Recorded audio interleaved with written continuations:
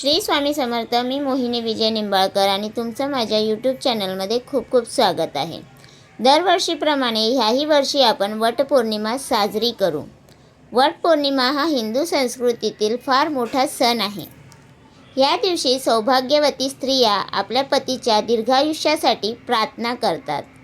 7 जन्मी हाच पती मिळावा हेच मागणे मागून वडाच्या झाडाच्या प्रदक्षिणा घातल्या जातात. धर्मशास्त्रानुसार ह्या वटपौर्णिमेस करू शकता असे उपाय ज्याने आपल्या घरातील गरिबी, कंगाली, दरिद्रता ह्याने दूर करेल. तुम्ही जो काही उद्योगधंदा करताय, व्यापार करताय, नोकरी करताय त्या कामामध्ये मोठ्या प्रकारची आवक सुरू होईल. घरात पैसा येऊ लागेल.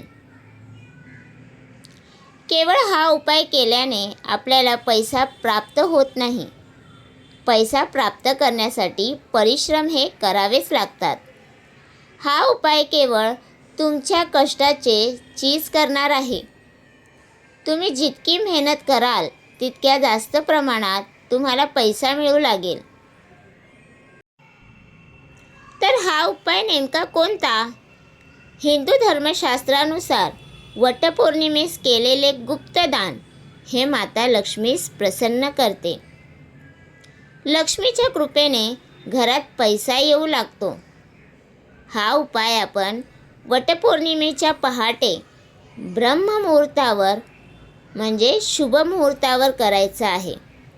ब्रह्ममुहूर्त म्हणजे सूर्य उगवण्यापूर्वी 1 तास आधीच वेळ असतो. त्यावेळी आपण हे गुप्तदान करायचे आहे. आणि हो, ह्या दानाबद्दल आपण कोठेही वाच्यता करणार नाही. उपाय करण्यापूर्वी किंवा झाल्यानंतर देखील आपण ह्याची वाच्यता करायची नाही. म्हणजेच कोणालाही सांगायचे नाही. त्यालाच गुप्तदान बोलले जाते. हा गुप्तदान करण्यासाठी आपल्याला 3 झाडू लागतील. नवीन हे झाडू आपण सोमवारीच खरेदी करू शकता आणि 10 तारखेच्या पहाटे आपल्या भागातील किंवा गावातील लक्ष्मी मातेचे जे मंदिर असेल त्या देवळात आपण हे 3 झाडू पहाटे ब्रह्ममुहूर्तावर ठेवून यायचे आहे. ह्यालाच आपण गुप्तदान म्हणतो. ह्या गुप्तदानाचा महिमा जितका करावा तितका कमीच आहे.